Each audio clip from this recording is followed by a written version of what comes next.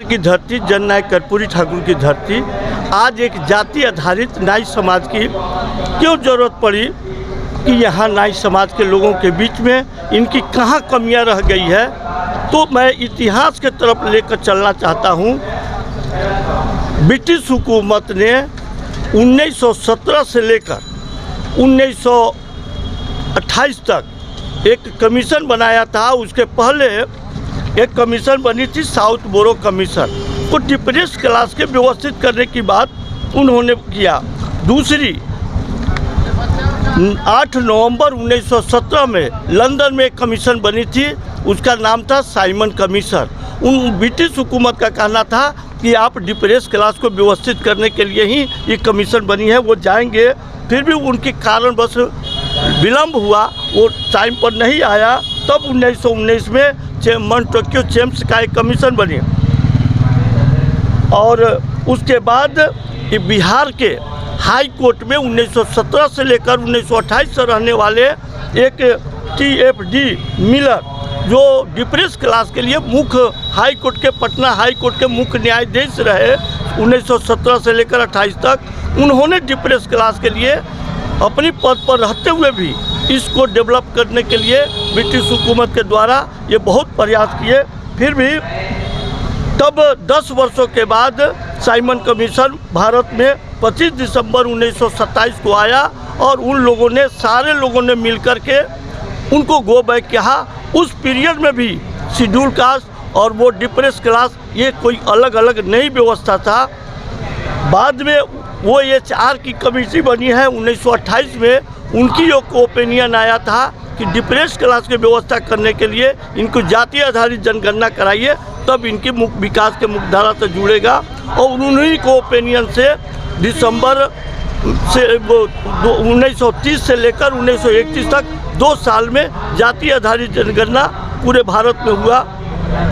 और 6 अगस्त को 1930 को बाबा साहब को, डॉक्टर अम्बेडकर साहब को एक लेटर मिलता है कि आप अपनी समस्या रखने के लिए लंदन में आए। वहाँ 3 सम्मेलन हुआ गोलमेंस के नाम से 3 बार, जिसका डेट है 1 सितंबर 7 सितंबर 1930, 12 नवंबर 1931, 17 सितंबर 1932।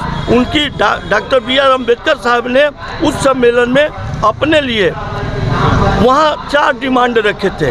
एक था संघीय लोकपालिका में और राज्य स्तरीय विधान पालिका में रिप्रेजेंटेशन की गारंटी, दूसरी थी कार्यपालिका में रिप्रेजेंटेशन की गारंटी, तीसरी राजकीय सेवाओं में रिप्रेजेंटेशन की गारंटी, चौथी थी उनकी सेपरेट इलेक्टोर का वो अधिकार। ये तमाम मुद्दे पर ब्रिटिश हुकूमत ने वो मान लिए। वहीं पर डिप्रेस क्लास को बाबा साहब ने छोड़ दिया।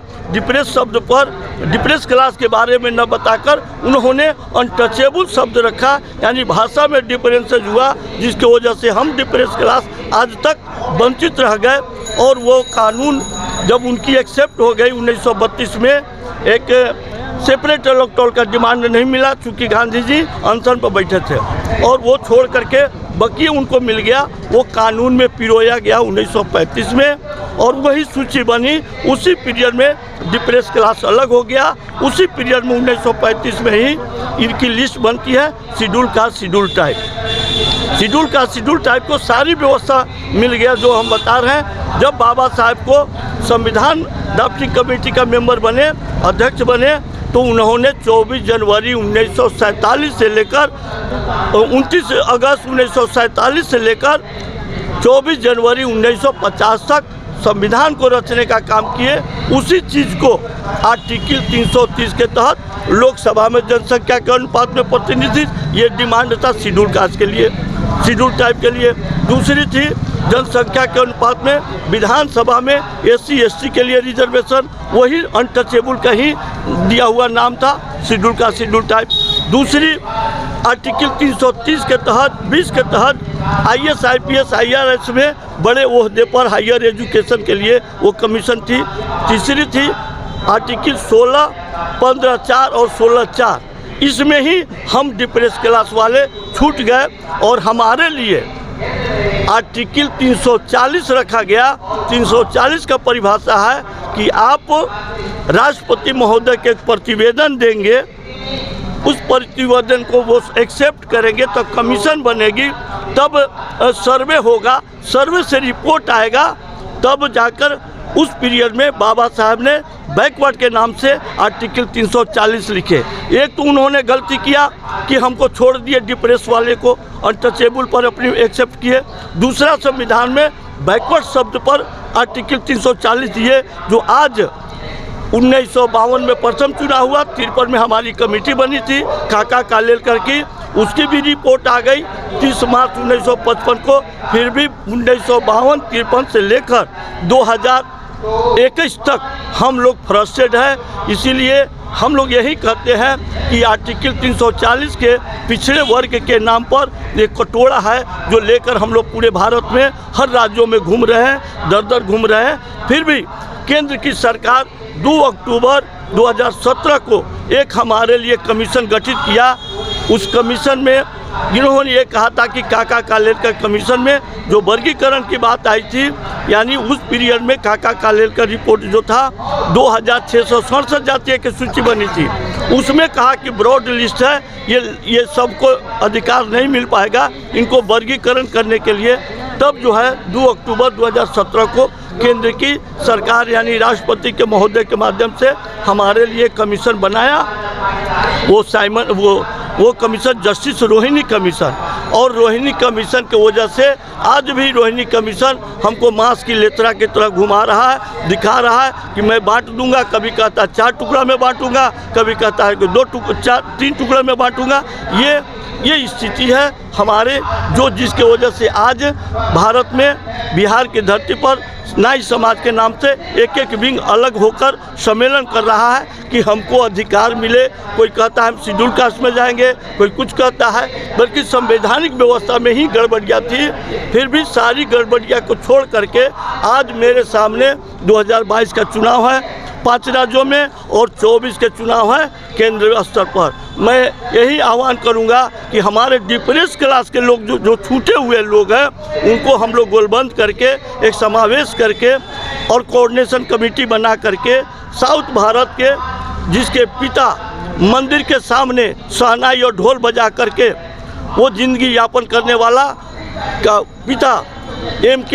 करुणानिधि CM बनता है, और ये बात डिप्रेस क्लास के लिए अलग व्यवस्था किया। उसी का पुत्र M.K. स्टालिन को PM के चेहरा के रूप में हम लोग ऑर्गेनाइज कर रहे हैं कि हमारा भी जितनी जनसंख्या शेड्यूल कास्ट का है, यानी 15 और 7.5% 22% वाले को ऊपर से नीचे तकले विधानसभा और लोकसभा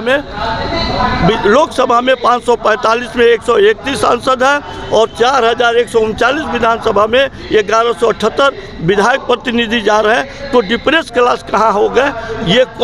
ये खाई को कौन पाटेगा? इसीलिए 100 साल बनाम हम लोग 2 साल का नारा दे रहे हैं कि जितनी हमारे पूर्वज हमारे रहनुमा संघर्ष किए, उसको हम लोग 2 साल में कैसे अचीव करेंगे, कैसे 2024 में जाएंगे। तो करुणानिधि के पुत्र M.K. स्टालिन को PM के चेहरा मान करके हम लोग घूम करके पूरे भारत में जा रहे हैं, हर स्टेटों में, हर जिलों में, और यहीं अपने लोगों को जगाने का काम करें। आज बिहार के खगड़िया जिला में ये टाउन हॉल के मैदान कैंपस में, टाउन हॉल के भवन में एक आयोजन किया गया है। मैं यही आह्वान करने के लिए मैं उत्तर प्रदेश, दिल्ली, सब जगह से घूमकर मैं बिहार आया हूँ। मेरा नाम एडवोकेट रामेश्वर ठाकुर हुआ।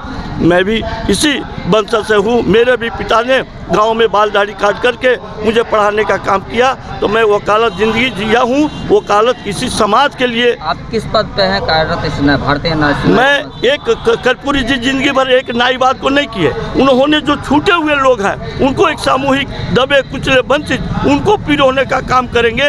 एक पर्टिकुलर जातवाद से नहीं होगा। एक भाई, हम पूर्वी चंपारण के रहने वाले हैं। मेरा शिक्षा दीक्षा जन नायक कर्पूरी जी के निवास पर रहकर उन्हीं के शागिर्द में मेरा हुआ।